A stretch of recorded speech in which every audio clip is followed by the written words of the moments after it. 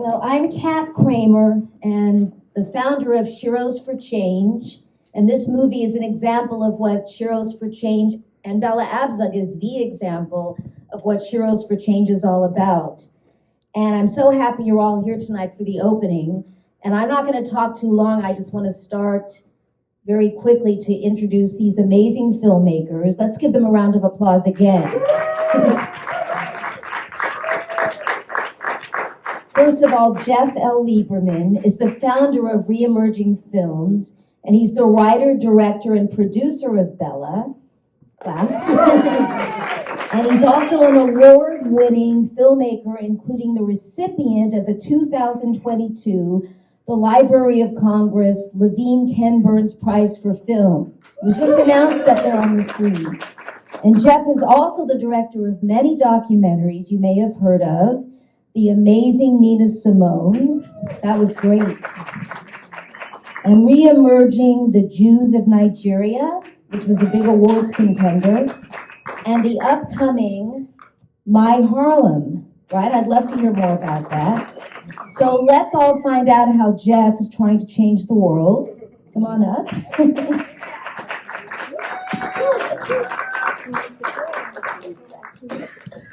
And we have somebody else in the house who's very, well, she's the producer of the film. I can't wait for you all to meet her and to get all of her passion about Bella Abzug, because I know she has that.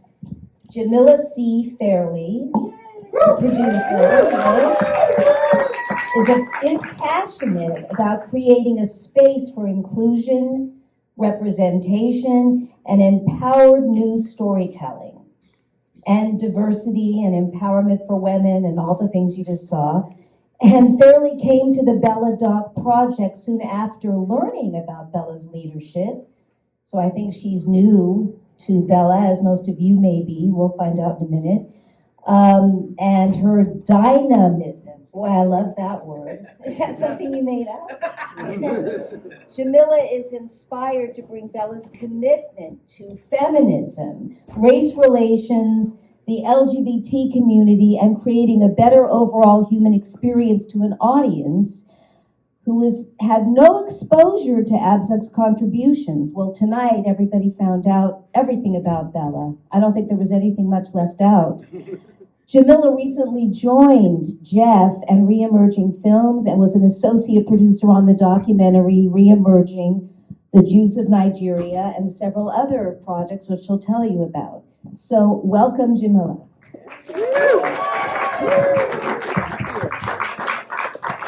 I'm going to ask them a few questions and I'll open it up for the audience.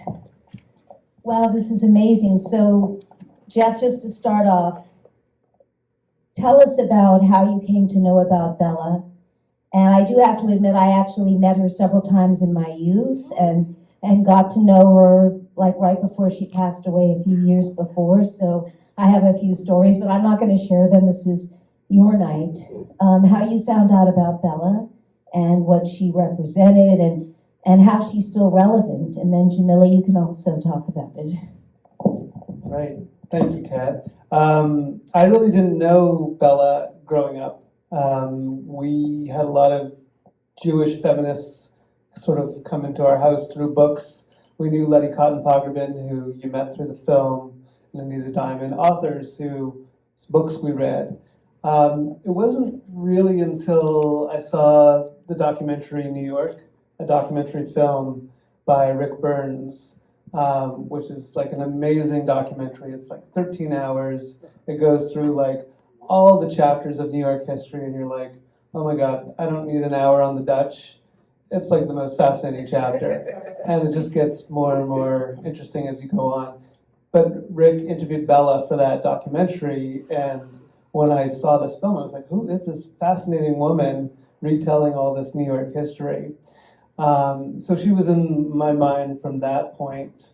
And the reason why we started doing this documentary is after I finished The Amazing Nina Simone, I was looking for an idea for the next project, and plenty of people were giving me ideas. My mom was giving me a long list of ideas. A lot of them were really like not appropriate or not feasible. But Bella Abzug was one of her suggestions. And I thought, that's actually like quite a good idea. But I'm sure it's already been done many times before. And as I looked into it, it hadn't been done. And I thought, wow, this is really a shame. This is somebody's story who should be told, has amazing ups and downs, and like what an arc, like all these losses and the resilience and the different chapters, and Carter and all these amazing women who were supporting her. Like if they could be in the film, that just makes it, not just a book, but a real film. And so we started the process there. Jamila? I learned, thank you, Kat, for having us today. My pleasure. I'm excited to find out all this. I came to know Bella through Jeff. One of our friends who's already gone for the evening is the reason that we even met. We met at Passover at the turn of the century.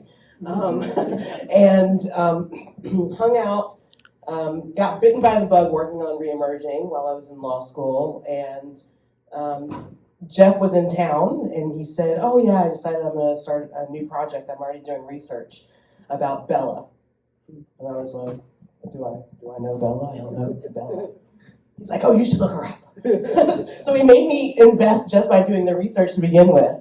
But what I learned of her contributions just on my own Wikipedia search was enough to light a spark. It turns out that my mother is a family and child advocate, and she spent most of her career helping families.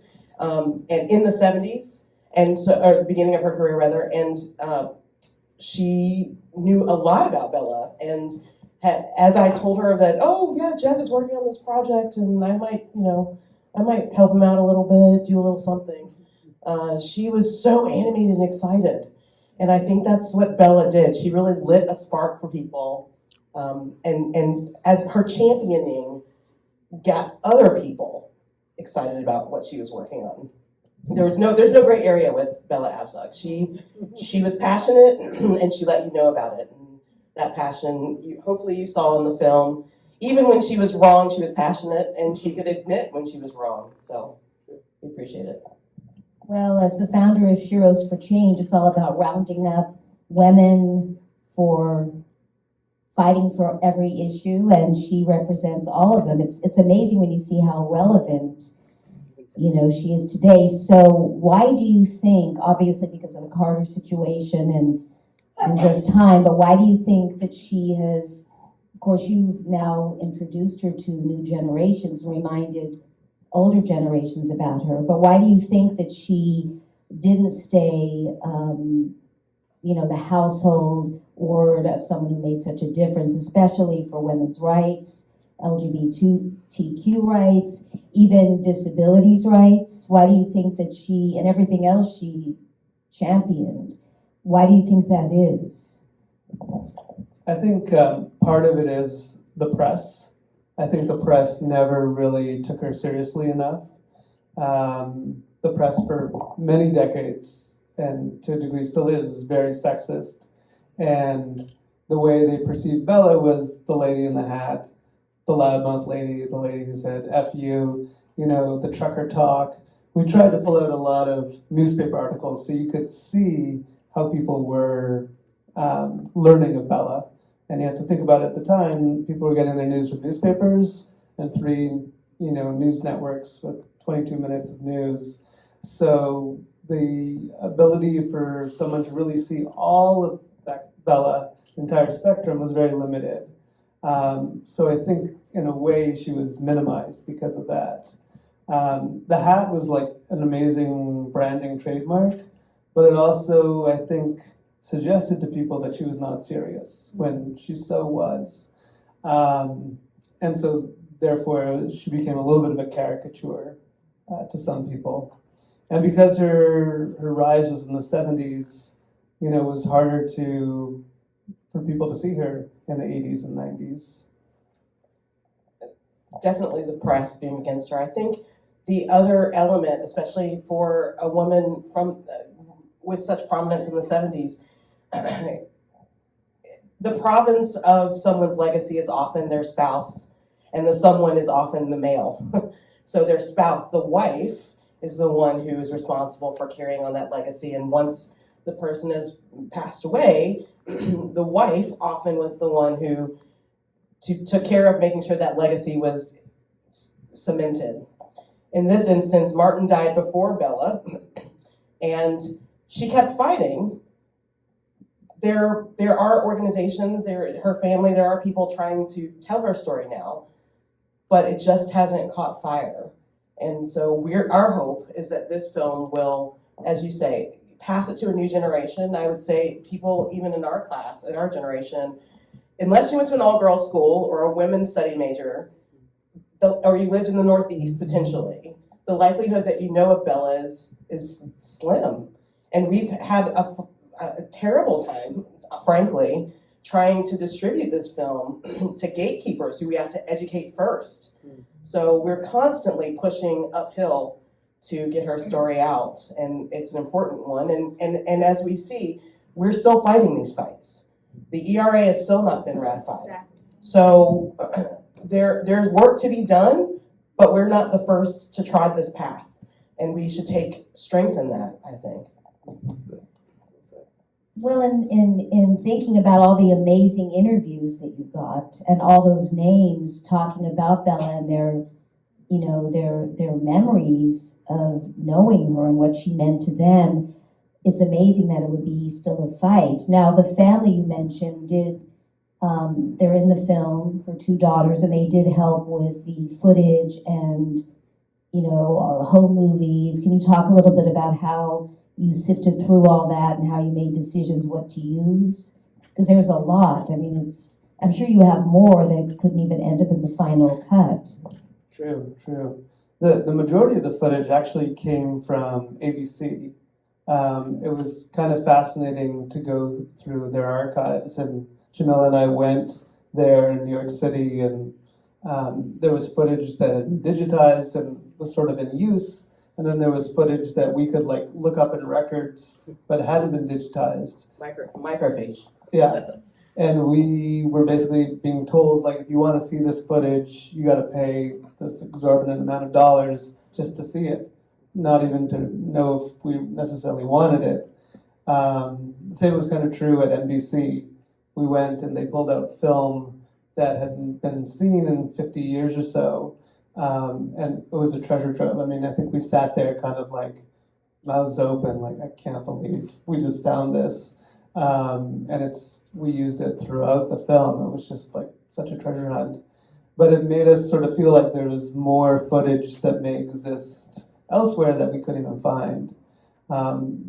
There was a story about Bella and Martin going on Mike Douglas, and Mike Douglas asking Martin what the secret to their relationship was, and he was like, great sex.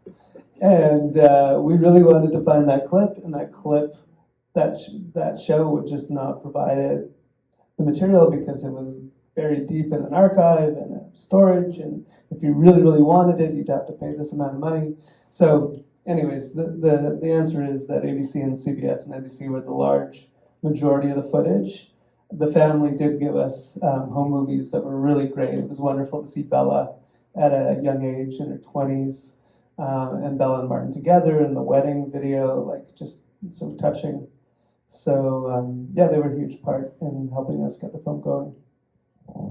Some of the footage was, we have phones in our pockets now and we record every other second of the day. Some of the footage that we were looking for, it turns out, just got recorded over. Those hourly shows that you see, that we see now, the grainy version of, they weren't preserving and archiving all the time. So there were stories, it's not clear to me whether or not that great line was recorded over. I mean, we didn't have VCRs at that point, so it was whatever was preserved at the studio is what we could have access to at best. Also interesting is that C-SPAN didn't start recording footage on the house floor until 77, I think. So you'll notice there's not one shot of Bella on the house floor, which is the one thing I would want most of all. All the footage is, in the hallways, the press conferences, or that kind of thing. So, there's so much more that we're searching for. It truly was a treasure hunt for many years. What about the editing process? Because that's always so important, especially in a documentary about somebody and biopic format. Who oversaw the editing? Did you do it? Did you hire an outside editor? And even if you did, were you hands-on in terms of what made the final cut? I did all the editing, the physical editing. Jamila and our two other producers, Tamar Kesar and Amy Walensky, were watching cuts that I would put together and giving feedback. So the four of us were editing the film together. And we also relied on other people for feedback who had no association with the film, people who are here tonight who gave us amazing feedback. We structured it in an outline, and I think there's like 15 chapters or something like that. And the first pass was all 15 chapters laid out like in the ideal kind of like, this is what we'd like to see. And it was very long. And then started the refinement process. So we really chopped it down after that. An amazing theme song too. Can you talk about how that came to be, and is there going to be a single released? No. So that was a really interesting journey. We really wanted a song to end the film that would get people out of their seats and activated and be inspired and take the message that you just heard in the film and go out into the streets and do something. Maybe run for office yourself. I met one of the songwriters on vacation in Miami, and we started talking, and he was excited about hearing about this film, Bella, and he said, could I potentially write a song for it? And I said, actually, we're looking for an end song. He put together a couple of ideas. The song that is the end version is called The Easy Way, because Bella never chose the easy way. The demo singer is the final singer, Ansley Stewart, who just does an amazing job. We thought at one point that someone like Katy Perry might sing it. We went out to a lot of people just to see like what the options were, but we were really happy with this version. Well, Bella was so ahead of her time in every way, and especially with the climate crisis and environmental justice. So what do you think she'd be doing now if she were still here? Her hands would be in all of the spaces, and you would hear about it for sure. I think it's not clear to me whether or not we would have the ERA by now if she would have really pushed on that lever a little harder. I do wonder politically if we would be where we are today if a few key placements of her service and other people following her a little tighter in the timeline might have changed the trajectory. I think about that a lot. Climate, I think, would be important to her, but we still have issues in Israel and that space, which was very important to her. I can't think of an area that she wouldn't be interested in. We still have race issues in our country, LGBTQ issues in our country, QIA plus, excuse me. So I think ERA, women's ERA, issues. yeah. As I say, there's not much that she touched then that's not still activated now or solved now. So I think she'd be continuing on the path of all those things and truly trying to make sure that people make choices for the greater good and not just for an individual egoistic good. Does anyone have any questions? Right there. Hi, I love the documentary. It was fantastic.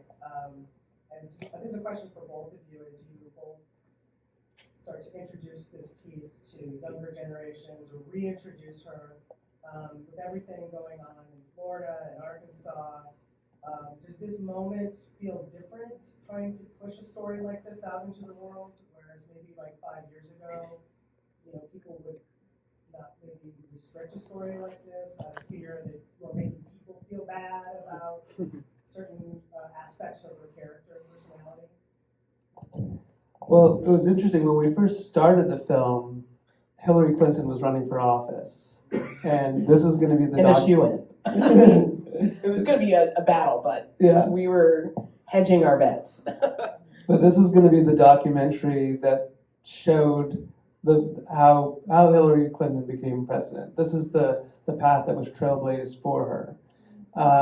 Obviously, that didn't happen, and then we went into the Trump era, and like we asked everyone like, what would Bella say to Trump, which gave a lot of like really interesting, fun answers. So like now we're in this new era where it's like, yes, there's the things that are going on in Florida and restricting of children's access to educational materials, and I don't think like Bella hits all of those chapters equally, and whatever happens in the next presidential election, she'll be relevant no matter what. I mean, the Supreme Court decisions of recent times would be things that like Bella would be clearly organizing people in the streets to fight back against, especially the abortion decision. So to answer your question more, I think like this film in particular is needed in a place like Florida. Like people need to be hearing these stories because democracy is at stake there with a sort of a fascist governor, and this is the opposite side of that whole discussion. This is let's get the people into being a part of leading the country. Any plans to get this film to educators in schools? Because it really needs to be seen there, everywhere, but I mean, specifically, is there an impact campaign that you're working on for the schools? We haven't necessarily started a campaign that specifically, but I think our goal is to get into university libraries, to get it onto Canopy and Alexander Street, so it's available to students. We're basically opening our doors to wanting the film to be in as many educational institutions as possible. And it's going to be at PBS. It's going to be at an American Masters in the fall, which is meant to make it accessible. It's truly, I mean, we're independent filmmakers. This is not a money-making venture by any stretch of the imagination. To the extent that we do make a profit, we have carved out money that we want to give to the Bella Abzug Leadership Institute and other organizations that if we should be so lucky. So please tell your friends, send them all. The more people that show up in theaters, the more that we can give to those organizations. But the idea is that we will be able to seed more Bella Abzugs at a generational level. And I do think this next generation doesn't even know, but they've got designs on some changes that are going to come through and they need support. So that is important to us. What Canopy, Jeff was mentioning Canopy, for those who aren't in school now, Canopy is not Spotify, but the Amazon or the Tubi of university systems where students can access that for free access to documentaries as well as other programming that they can download. The school pays for it, they log in with their school ID and they can watch it. So the idea is to make it available, and we'd love to go around the country and take it around and visit with students and other programs. So please come to the Bella1970.com website. There are places that you can contact us. There are places where you can find supporting materials now. And then also, if you have ideas, send them to us. We'd certainly like to. We're funding it ourselves. So if you know anybody who wants to sponsor, please let us know. But to the extent that it's possible, we would like to visit schools and keep this story alive so that as many people as possible can learn about Bella's work. Great. Jerry?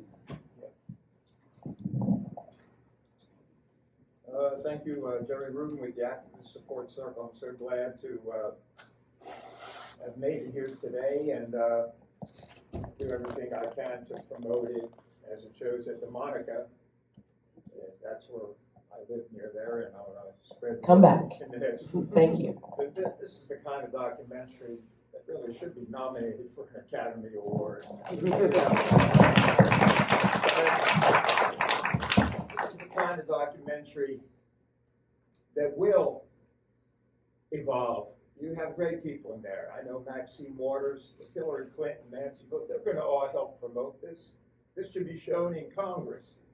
Everyone needs to see this and know who Bella was and that her spirit is still alive. If she were alive now, she'd be marching to support the writer's strike. Yes. And as you said, she'd be marching after the Roe versus Wade when it was the Supreme Court so unconscionably rejected that, and after Trump today and all these things where they're trying to take all these advances that have been made through Bella's activism to take that backwards now. My gosh, the woman who was killed for flying a rainbow flag. Think about what is happening. So this needs to be shown. And Bella was so ahead of her times and such an inspiration. You know, I really love Jimmy Carter. Has he ever spoken out that he was sorry for what he did? I'm just wondering. Did you all hear the question? About Jimmy Carter. I actually reached out to President Carter to see if he would be interviewed for the film. And this was 4 or 5 years ago. So he was still active and doing interviews. And I could see that he was, you know, doing interviews for other projects. And I got a very nice letter back saying that he did not want to participate. So I think this is still sort of a sore subject for him. I don't know if he feels like he was vilified in a way, or if he was in an impossible position, or what it was. But somehow he just didn't want to speak about it even 40 years later. Oh, yes, in the blue. So I like this. I want to say, first of all, I was in high school during Watergate. I always say that my fertility started at the time that Roe v. Wade passed. And, you know, I'm devastated that at the point where my fertility is no longer an issue, you know, I'm grieving for the women. So I don't want to say any more about that, but the fact that I didn't know until recently that, like, I'm the one that has the credit cards, and I get an extra one from my husband. That's awesome. And I let him use it. So, you know, what a different world. I just want to say how much, I mean, we've all been sitting here laughing, crying, like it's a beautiful movie. So congratulations. I'm so blown away. There's so many moments in her life. I'm just curious for you as the filmmakers,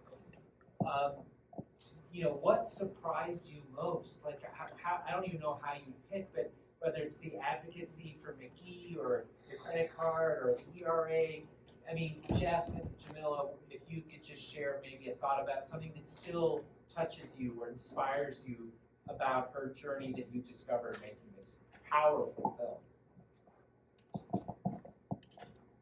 For me, as big of a personality as Bella is, depending on your state of mind as you watch this, we've heard from her friends that she was also a regular person, and that she says she regrets that she maybe, you know, it was, some of her work was at the cost of her family.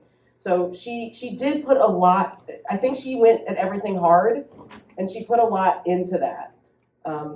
But she still made time. She still went on vacation. She still had a relationship with Martin. She still took care of her kids, and it was being able to give it all, leave it all on the field. Perhaps she used it up faster than she could have if she'd slowed down. But it's that keep going. Just I have 20 more years, she said on the gurney. 20 more years, right? So she was fighting until the very end, and in a wheelchair in China, was that China, Beijing? In a wheelchair in the mud, and still pushing through. Just we got to keep going. We got to keep going. It's that drive. I'd heard, when people ask me, or if I ask them, hey, do you know Bella? Jeff and I went to Sundance one year. We were all we went to Sundance in the before times, before we knew COVID existed, 2020, and we would have to figure out, well, which story we're going to tell people to hook them, because she had so many touch points that you can't just pick one. And trust me, I worked with Jeff vigorously to really hone this down, because she kept going and kept going and kept going. And I just don't know how you can have that much energy and keep charging. So for me, that was it. It's a long-winded one, but that's it. I think we came up with first feminist in Congress, right? Like that was sort of the elevator pitch, that like she wasn't the first woman in Congress, and she was sort of unique in that she was one of the first women to like really run. Like a lot of widows took over their husbands' seats. So there was plenty of women before her, but she was one of the first, similar to Shirley Chisholm, to be like, I'm going to run and I'm going to do this from the streets. But Bella kind of elevated it with the buttons and the shopping bags and the campaign slogans. I mean, it was really like a very clever campaign. How much was she influenced by the original women's movement? I mean, I see the gavel in there, Susan B. Anthony, right, that she had reproduced, but she's a descendant of that whole movement that, gave us the right to vote. Right. And did she ever talk about being influenced by them in any of the materials that you saw besides that? Well, she does credit her parents for having the foresight to have her be born in the year that the women got the vote. So right. she is, I think it's definitely a part of the heartbeat of her existence and her movement and what motivates her. But it was also surprising to me to learn that she didn't go into Congress with a women's first agenda. She really went into Congress as an anti-war advocate. She was more focused on ending the Vietnam War, which could be seen as a feminist issue, but I think it's larger than that. And her feminism, or her ability to recognize, as Robin Morgan says, her ability to change the lives of women came when she was in Congress and women started writing letters to her. And that was when she really was like, okay, there's a whole other avenue I could pursue here. I thought that was interesting and surprising. That is all in there, that's true. And any other questions? Yes. Again, guys, bravo, so powerful. I just have a very simple editorial question, because I remember you guys wading through all this incredible content. I thought it was really bold and effective the way you scaled through.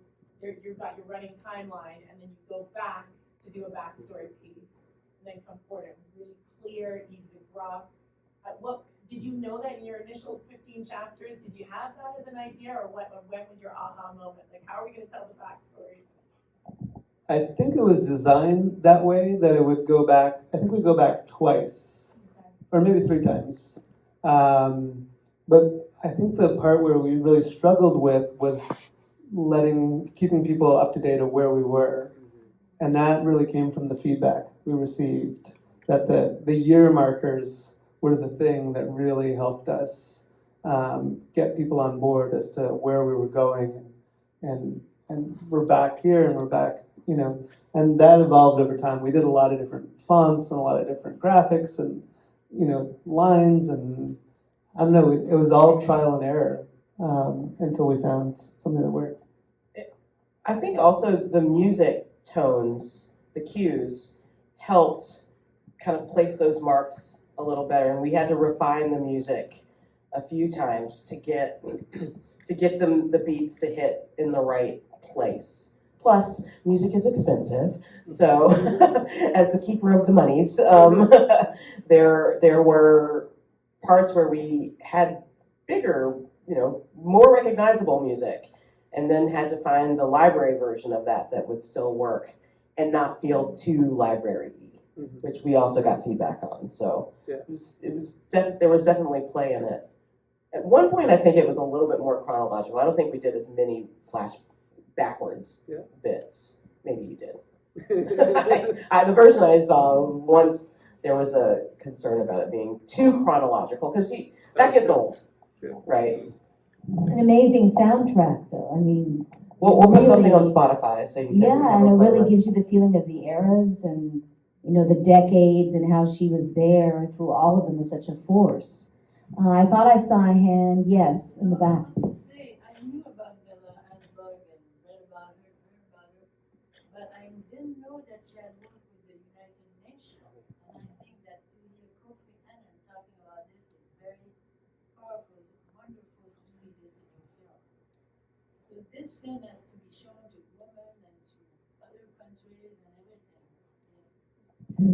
Well, this Saturday at the Laemmle Monica is, and Bella actually coined it, National Women's Equality Day, and I'm going to be moderating the talkback after the 420 screening. So we want sheroes and as many people as possible, but definitely as many women as possible. So please tell all your friends. I was wondering too, how about the UCLA archive, the film archive, because they have the Billy Wilder at the County Museum, with our museum, the Billy Wilder Theater. It's managed by the UCLA Film and Television Archive. So Yes, I know that theater. What is your question about? But they need to be told Yeah. about this film and try to show it there. Right. I can look into Call your that. friends. That's a great suggestion. And we're really appreciative to Laemmle for bringing the film to LA. They've been a great producing partner and really bringing it to multiple Laemmle theaters, so the whole city, I know people don't want to drive across the city, can get the film in their own neighborhood. Yes, right there. Yeah, it was a great film. As I told you earlier, and I knew Bella, and I met her in the early 70s, so that brought back a lot. All of them. It was so disappointing, all those losses, I can't tell you every time, and we were involved in the campaigns, and she visited Fire Island and the Pines, and she stayed there with us when she was campaigning for the Lemon office, and Martin and so forth, and they were great together. They were so great together. They were so good to her, And when she was not campaigning, she was just a fun, great person, I mean, she really could be, entertaining and interesting and even in downtime. But most of the time we were with her, she would just go, and we just never stopped. And we were involved, and I still am, Laemmle Royal stuff's good friend. And, it was because of gay rights mostly, because being in your 20s living in New York City, that's what we needed, And so this was such a great remembering of her, and I learned so much. There's so much about her, there's just, and I loved her daughter, and I got to meet the family and that, and they were all, it was such a fun, exciting time. Even when she lost, even when she lost, it was a great experience, the whole thing, I just want to thank you for making it. Now, I was going to ask you if you recognized anyone in the footage. Oh, yeah, Ronnie Eldrive, I recognize a lot of people, Yeah. That's great. Yes, I did. I keep looking at the footage and wondering, who are all these, the supporters and the campaign workers? We reached out to a lot of them and we found a lot of them, but there was people in this footage that I'm like, I don't know who these people are. And I wonder if they'll show up at a screening one day and say, that's me. I want to comment. You're friends with Alan Roscoff. Alan was Alan has the best lines in this film to me. I wasn't at that interview, but I met him in New York last week, and I told him I have quoted your lines since the beginning of the edit of this film. He is just the same personality you see on screen. He is in person today. He's a big supporter of this film, and he's a one-man show out here trying to get as many people to see. Tonight was the last night in New York for now, but he's really quite an advocate, so we appreciate that he is supporting the film, and it was great to meet him. He came to the premiere and he said afterwards, I was sitting in the audience and I was like listening to it and I'm like, I know that story. I know that story by heart. That's my story. And he's like, oh, that's me in the film. Well, I was fortunate to have met Bella through Shirley MacLaine, who was a really, as you can see, good friend of hers. And I also know a lot of the people that were interviewed too, and have been fortunate to know them or meet them. But do you have any stories to share about, their stories that they told, and maybe moments when you were interviewing these amazing people? And did any of them get more emotional than what was shown, or is there any stories that you couldn't include, but you still have all that footage? I was just thinking, with the celebrities, we treasured every little piece of it, and we really wanted to include as much as possible.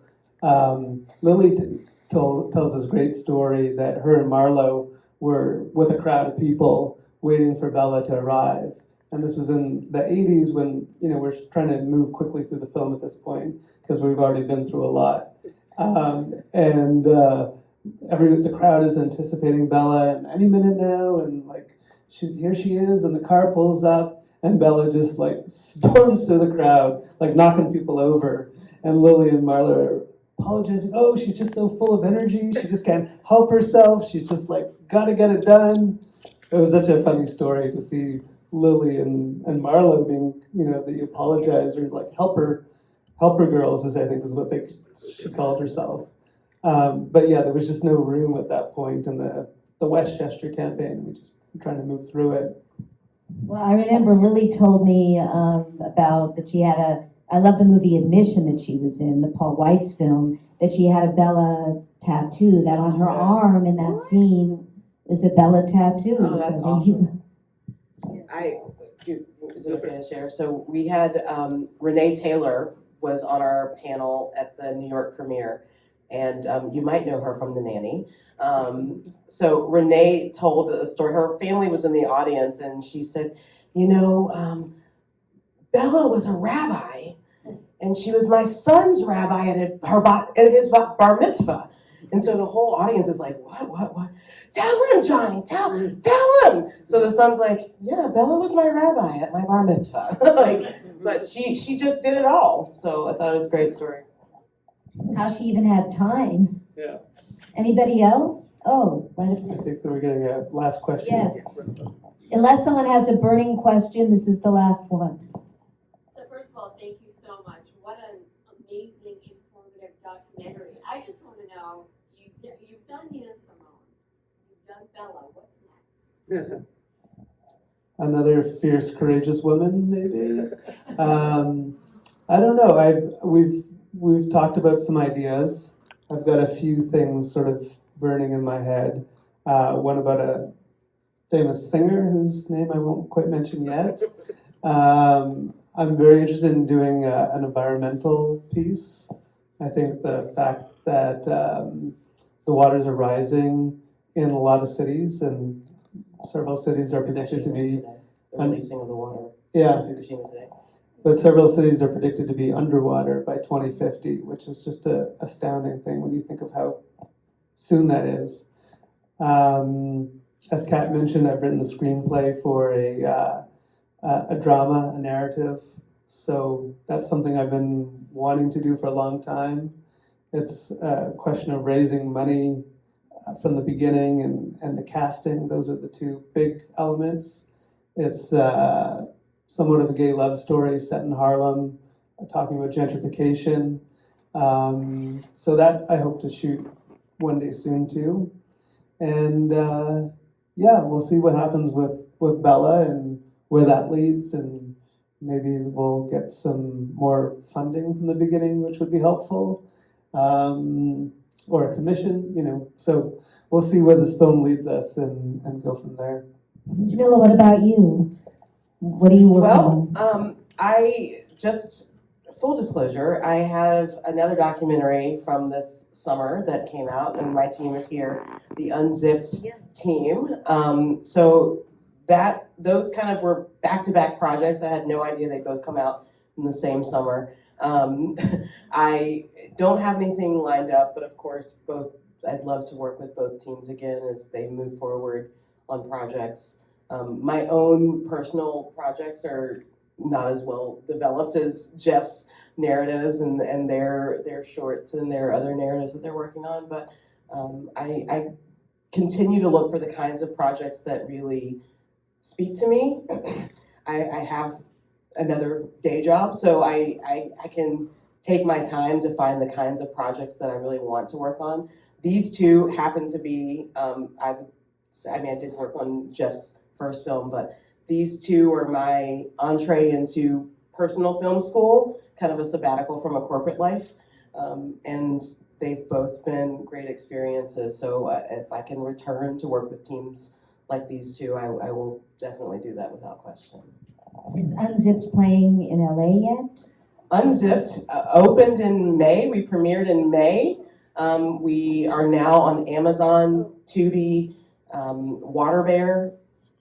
There might be another one, Vimeo. We've got quite a Check it out. list. So there are places to see it. Unzippedmovie.com.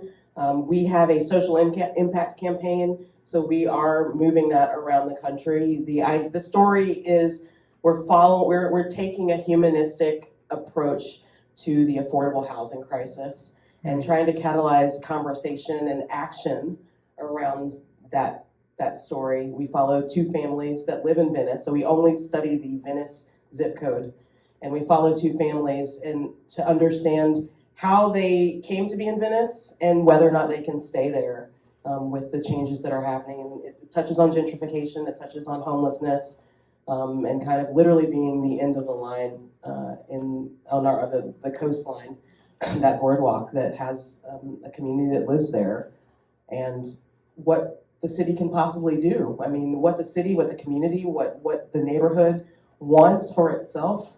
A very progressive community, and yet they have a hard time accepting people who've lived and been neighbors in that community for a long time. So it's a force. Well, both issues are so important. I know we all look forward to seeing My Harlem and Unzipped and all the movies. Before we all go, can you both explain again, and I know everybody here already has an idea who they're going to call or who they're going to reach out to, but how they can get behind Bella besides these pins. Where's mine here? You can get them from Jeff. And spread the word, but what about social media? Just anything that they can do with or without any controversy about family. Just people really need to know about Bella, and none of us want anything to get in the way of that and what her major contributions have been. We definitely have been encouraging people to take pictures with the posters that are out in the lobby.